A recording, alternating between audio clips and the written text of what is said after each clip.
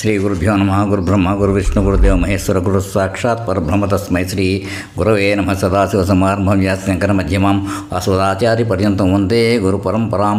నారాయణం నమస్కృత్య నరోత్తమం దేవీం సరస్వతి వ్యాసం తతో జయముదీరేత్. అపార కరుణా సింధు జ్ఞాన శాంతరూపం శ్రీ చంద్రశేఖర్ గురుం ప్రణమామం ముదామహం. శ్రీ గురుభ్యో నమ. గణాధిపతి నమ. కృష్ణమూర్తి జ్యోతిష్యం దానికి ఇవాళ ఎపిసోడు 24 చెప్పుకోవాలి.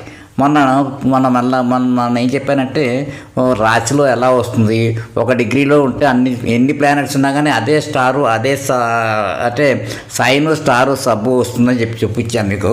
అదే కంటిన్యూస్గా ప్రతి దాంట్లో వస్తుంది మనకి. ఎందుకంటే ఒక రాశిలో 2 నక్షత్రాలు ప్లస్ ఇంకో 2 క్వార్టర్స్ ఉంటాయని మనం అనుకున్నాం. అంచేత అంటే అశ్విని భరణి మళ్ళీ కృత్తిక, అదేమిటి అశ్విని భరణి 448 ఒక పాదం ఇక్కడ వస్తుందన్నమాట. ఆ విధంగా డిస్ట్రిబ్యూట్ అయింది. 12,108 27 నక్షత్రాలు 4 పదాలు చొప్పున 108 చెప్పుకున్నది. అది ముందర క్లాసులో చెప్పేశాను ఫస్ట్లో. అంచేత అదేవిధంగా డిస్ట్రిబ్యూట్ అవుతుంది. 13 డిగ్రీల 20 నిమిషాలు దాటిన తర్వాత శుక్ర స్టార్లో వస్తుందన్నమాట. అంటే అలాగే వస్తుందన్నమాట. అంటే ఏ డిగ్రీలో అయితే పడుతుందో అది లగ్నం కానీ ఆ ప్లానెట్ కానీ అక్కడి నుంచి ఆ స్టార్, ఆ సైన్, ఆ స్టార్ అంటే ఈ 13 డిగ్రీల 20 నిమిషాలు దాటిదాకా కూడా అదే సైన్లో ఉంటుంది. అంటే మేషరాశి అలా అదే రాసులు. ఆ 12 రాసుల్లోనూ ఇలాంటి తిరుగుతున్న నక్షత్రాల్లోకి వస్తాయి. అంటే ఈ రాసులు మాత్రం పెర్మనెంట్గా ఫిక్స్డ్గానే ఉన్నాయి. ఇప్పుడు ఏమిటి కాలం మార్పులో ఏమవుతుంది, ప్రతిరోజు మారుతున్నది లగ్నం మారుతూ ఉంటుంది. ప్రతి 2 గంటలకి సుమారుగా ఏమవుతుందంటే లగ్నం మారిపోతూ ఉంటుంది. అది మెయిన్ పెట్టుకోవాలి. అంచేత ఒక రాశి, ఇప్పుడు మేషరాశి తీసుకుంటున్నాం. మేషరాశిలో ఉండే నక్షత్రాల మార్పు లేదు, మేషరాశి మామూలుగా ఉంది. మేషరాశిలో అశ్విని భరణి కృత్తిక ఉపాదం, ఇది మామూలు. ఇలాగే ప్రతిదీ అంటే ఏమిటి రాశి నక్షత్రాలు పెర్మనెంట్గా దాంట్లో ఉండిపోయాయి. ఇక మనకు తిరుగుతుంది ఇట్లా లగ్నం అనుకున్నాం. మొదటి లగ్నం కనుక మేషరాశిలో ఆ 2 గంటల సేపు ఉంటుంది కాబట్టి ఆ 2 గంటల్లో తిరుగుతుంటే ఏమవుతుందన్నమాట, ముందర కేతు స్టార్లో ఉండొచ్చు, లేకపోతే వీనస్ స్టార్లో ఉండొచ్చు, లేకపోతే రవి స్టార్లో ఉండొచ్చు, సన్ స్టార్లో. అదనమాట కేతు వీనస్ సన్ ఇవి స్టార్ లార్డ్స్ అవుతారన్నమాట. అంటే అక్కడ ఆ పర్టికులర్ లగ్నంలో సైన్ ఏమవుతుంది, మార్స్ సైను ఒక స్టార్, కేతు స్టార్ కానీ వీనస్ స్టార్ కానీ సన్ స్టార్ కాబట్టి తర్వాత సబ్స్ మారుతాయి. సబ్లు వరుసగా దాంట్లో ప్రారంభమవుతాయి, చూపించుకున్నాం. అంచేత ఇది ఫిక్స్డ్గా ఉంటుంది. ఇది మాత్రం మూవింగ్ ఏమిటంటే లగ్నాలు అలా త్వరగా మూవ్ అవుతూ ఉంటాయి. సాధారణంగా 0 డిగ్రీతో ఎక్కడ స్టార్ట్ కావు, తర్వాతనే ప్రారంభమవుతుంది. అంచేత మీకు ఇవాళ బేసికల్గా చెప్తాను. కృష్ణమూర్తి పద్ధతి గారిలో ఏమిటంటే ఆయన ఏదో పాత పద్ధతులని పురాతన వేదిక ఆస్ట్రాలజీని తిట్టారని కూడా ఏం తిట్టలేదు ఆయన. ఆ మహానుభావుడు ఏమన్నాడు, వేదిక ఆస్ట్రాలజీ దాని యొక్క విలువ దానికి ఉంది. దాని శ్లోకాలు అర్థాలు సమానంగా చెప్పుకున్నట్టయితే వాళ్ళకి కూడా బాగానే వస్తాయి రిజల్ట్స్. దాని ఇంటర్ప్రిటేషన్ తప్పు అంటే అర్థం సరిగా అవగాహన అవ్వకపోవడం చేత ఆ ఫలితాలు వేరేగా వస్తుంటాయి, కానీ ఇంకోటే కాదు అని చెప్పి ఆయన ఏ విధంగా మానవాళికి మనకు ఉపయోగపడాలో బాగా స్టడీ చేసి రీసెర్చ్ చేసి దాంట్లో మొత్తం ఒక సిస్టమ్ పెట్టుకున్నారు. దాన్నే కృష్ణమూర్తి పద్ధతి అన్నారు. ఆయన దాంట్లో చెప్తూ వస్తున్నాం అన్నీ కూడా మనకు ఒక్కొక్కటిగా చెప్పుకుంటూ పెడదాం. దాని సిగ్నిఫికేటర్స్ అంటే ఏంటి, ప్రాముఖ్యత ఏమిటి, మనకి భావం ఏమిటి, ఎలా చెప్పుకోవాలి అన్నది అదనమాట. ఇప్పుడు దాని సిగ్నిఫికేటర్స్ అంటాం మనం. దానికైనా సరే చెప్పాను కదా, స్టార్స్ ఇప్పుడు ఏమిటంటే ప్రతిదీ లగ్నం, అలాగే లగ్నం 2 గంటలలో ఒక్కో రాశి మారిపోతూ ఉంటుంది. అంటే మేషరాశిలో ఉంటే మేషలగ్న జాతకుడు అంటాం, వృషభ రాశిలోకి వస్తే వృషభ లగ్న జాతకుడు అంటాం, అలాగే మిథున రాశి మిథున లగ్న జాతకుడు, అలాగే మీన రాశి అయితే మీన రాశిలో మీన లగ్న జాతకుడు. అవి అన్నమాట. ఆ ఉండే స్టార్స్లో ఎక్కడ వచ్చిందో లగ్నం అదే అవుతుంది వాళ్ళు అంచేత.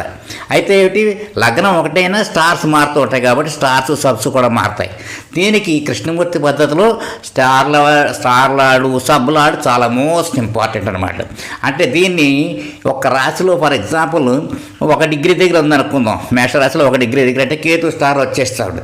అప్పుడు అక్కడ ఉండే సబ్ ఏమిటి, దానికి ఇంపార్టెంట్ పెట్టాడు ఆయన. అది డిసైడ్ అవుతుంది వీటి సంగతి. ఏ రిజల్ట్స్ ఇస్తారు, ఎవరు ఇస్తారు, ఎలాగా దేనికి. అందుకంటే ఒక్కోటి మెల్లమెల్లగా నేర్చుకుందాం దాంట్లో. ఇప్పుడు ఏమిటంటే ఇప్పుడు సిగ్నిఫికేషన్స్ దేనికోసం అండి ఇది అని చెప్పనుకుంటాం. ఫర్ ఎగ్జాంపుల్ 1వ రాశి మేషరాశిలో 1 డిగ్రీ దగ్గర లగ్నం ప్రారంభమైంది అనుకుందాం. అక్కడి నుంచి వరుసగా 2, 3, 4, 5 ఆఖరికి 12వ భావం దాకా వస్తుంది. మొదటి భావం దాన్ని ఏమంటాం తనుభావం అంటాం, ప్రథమం.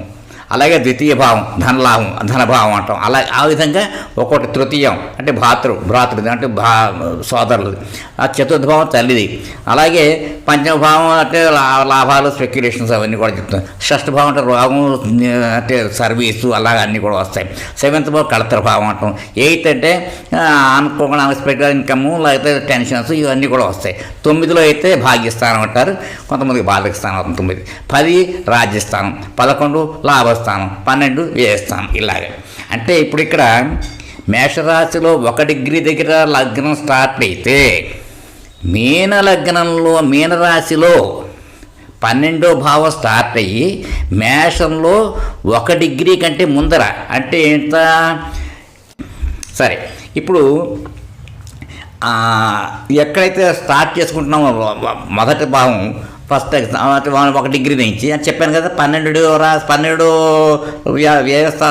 రాశి ఇక్కడ మేషరాశిలో 1 డిగ్రీ కంటే ముందర ఉన్నదాకా ఉంటుంది ఆ భావం. అంత దాకా స్ప్రెడ్ అవుతుంది అన్నమాట. అదంతా కూడా 12వ భావం కింద లెక్క కట్టుకోవాలి మనకి. ఇది చాలా మోస్ట్ ఇంపార్టెంట్ మామూలుగా అనమాట. లగ్నంలో ఇన్ని రాశులు అంటే వచ్చిందంటే అప్పుడు ఏమవుతుంది, ప్లానెట్ ఇప్పుడు సిగ్నిఫికేటర్స్ కింద మనం చెప్తాం. ఇవన్నీ వరుసగా వచ్చిన తర్వాత అంటే సిగ్నిఫికేటర్స్ అంటే ఏమిటి అసలు అంటే ఎందుకు కావాలి మనకి? ఇప్పుడు మనకి ఏ విషయం అయినా కానీ కూడా మనం నాకు తెలిసిన తర్వాత చెప్పింది అంటే ఖచ్చితంగా 3 లెవెల్స్లో ఆపరేషన్స్ ఉండాలి కృష్ణమూర్తి గారు చెప్పారు. అప్పుడు మనకు ఒక అనుకున్న పనికి ఏమవుతుందో అవదా దానికి కూడా చెప్పారు. కొన్ని హౌసెస్ ఉంటే ఆ పని అవుతుంది, దీనికి ఇది కావాలి అంచేత అన్నప్పుడు 4 లెవెల్స్ చెప్తారు, 3 లెవెల్స్ చెప్తారు. కానీ ముందర వస్తుందా రాదా అసలు ఏమిటి? ప్రతి ఒక ప్లానెట్ ఒక రాశిలో ఎక్కడో రాశిలో ఉంటుంది. ఫర్ ఎగ్జాంపుల్ మేష రాశిలో ఒక సన్ రవి ఉన్నాడు అనుకుందాం. రవి కేతు స్టారు కేతు సబ్ మొట్టమొదటి 1 డిగ్రీ లోపలనే ఉన్నాడు అనుకుందాం. అప్పుడు ఏమవుతుంది, కేతు ఇప్పుడు ఏమన్నాడు, రవి మేషరాశిలో ఉన్నాడంటే సైన్ లార్డ్ ఎవరు, కుజుడు అయ్యాడు. స్టార్ లార్డ్ ఎవరు, కేతు అయ్యాడు. అంచేత ఈ కుజుడు నిజంగా అధిపతి 1కి ఇంకో లేకపోతే 8కి ఇలాంటి వాటికి ఉన్నా కానీ కూడా కేతు మెయిన్గా ప్రధానంగా ఏమి ఇస్తాడు అంటే, కేతు ఎవరి స్టార్లో ఉన్నాడు, రవి అంటే రవి ఏమి రిజల్ట్ ఇస్తాడంటే రవి కేతు స్టార్లో ఉన్నాడు కాబట్టి కేతు యొక్క రిజల్ట్ ఇస్తాడు. అంటే ఆ కేతు భావంలో ఉండేవాడిని అతని మీద అక్కడ ఉన్నాడు ఆ భావం రిజల్ట్ ఇస్తాడు. ఫర్ ఎగ్జాంపుల్ మనకి ఇప్పుడు ఉంది, రవి ఉన్నాడు మేషరాశిలో వచ్చాడు. మేషరాశిలో 1 డిగ్రీ దగ్గర కేతు నక్షత్రంలో ఉన్నాడు. అయితే అప్పుడు ఏమిటి, రవి మేషం నుంచి మేషలగ్నమే అనుకుంటున్నాం.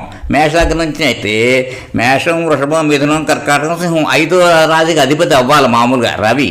కానీ తాను 5కి ఇప్పుడు యాక్చువల్గా చెప్పాలంటే 5కి కానీ 1లో ఉంటే 1లోకి కానీ అతను ఎక్కువ త్వరగా అంటే దాన్ని ఏమంటారు 3rd లెవెల్ 4th లెవెల్లో సిగ్నిఫికెంట్గా ఉంటాడు. వీక్ అంటే దానికి స్ట్రాంగ్గా అవ్వడు. అతను కేతు స్టార్లో ఉన్నాడు కాబట్టి కేతువు మనకు ఉదాహరణకు చెప్పాలంటే వృషభ రాశిలో ఉన్నాడు అనుకుందాం. అప్పుడు ఏమవుతాడు, కేతువు వృషభ రాశిలో ఉన్నప్పుడు వృషభ రాశికి 2వ రాశి అవుతుంది కాబట్టి ఆ రవి 2వ స్థానానికి, అలాగనే వృషభ తులలు ఆయనకి అవుతుంది కాబట్టి మేషం, వృషభం, మిథునం, కర్కాటక, సింహం, కన్య, తుల అంటే 2, 7 ఆ 2, 7 స్థానాలకి ఇతను ఎవరు రవి సిగ్నిఫై చేస్తాడు.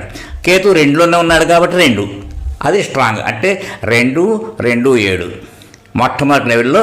ఫస్ట్ లెవెల్లో ఏమిటి ఇస్తాడు, కేతు ఎక్కడున్నాడు, 2వ రాశిలో. అంచేత కేతు 2వ భావంలో ఉన్నాడు కాబట్టి కేతు అంటే రవి 2వ భావం రిజల్ట్ ఫస్ట్ ఇస్తాడు. తర్వాత 2nd భావం అంటే మొత్తం 4 గ్రేడ్స్ కింద 4 లెవెల్స్ ABCD. ఏ లెవెల్లో ఇస్తున్నాడు, 2. బి లెవెల్లో ఏమిటి ఇస్తాడు, రవి కేతు స్టార్లో ఉన్న చేత కేతు శుక్రుడు సైన్లో శుక్రుడు రాశిలో ఉన్నాడు కాబట్టి శుక్రుడు ఉన్న రాశిలో వృషభ, తులలో 2 కాబట్టి 2, 7 కూడా వస్తాయి. అంటే ఏమిటి 2 మొట్టమొదటి ఏ లెవెల్, బి లెవెల్లో 2, 7. ఇక సి లెవెల్ ఏమిటి, కేతు ఎక్కడున్నాడు, రవి ఎక్కడున్నాడు, కేతు 1లో ఉన్నాడు, జనవరాశి అంటే లగ్నంలో ఉన్నాడు అనుకుందాం. అప్పుడు ఏమవుతాడు, 1 కూడా ఇస్తాడు నల్లగా. అది మెయిన్ కాదు కానీ 1 ఇస్తాడు తను. మళ్ళీ అధిపతి దేనికి, 5వ భావానికి అధిపతి. అంచేత 1, 5 అంటే ఇక్కడ 4 లెవెల్స్ దాకా నేను చెప్పాను ఇవాళ. ఇప్పుడు ఏమిటంటే ఈ 4కి కూడా మనకి ఇది ఇంత దాకా గుర్తుపెట్టుకోవాలి. రవి ఒకే దాంట్లో ఉండగా రవిని 4 లెవెల్స్ దాకా సిగ్గిన ప్రాముఖ్యత ఏమిటి, ఏం భావాలకి అతను అధిపతి అయ్యాడు, ఏ భావాలు మనకి ఇస్తాడు రిజల్ట్స్ అనేది ఇక్కడ దాకా అయింది. దీని తర్వాత మళ్ళీ విపులంగా తర్వాత నెక్స్ట్ ఎపిసోడ్ కంటిన్యూ చేద్దాం. ఇక్కడ ద్వారా ఈ ఎపిసోడ్ విరామిద్దాం. స్వస్తి.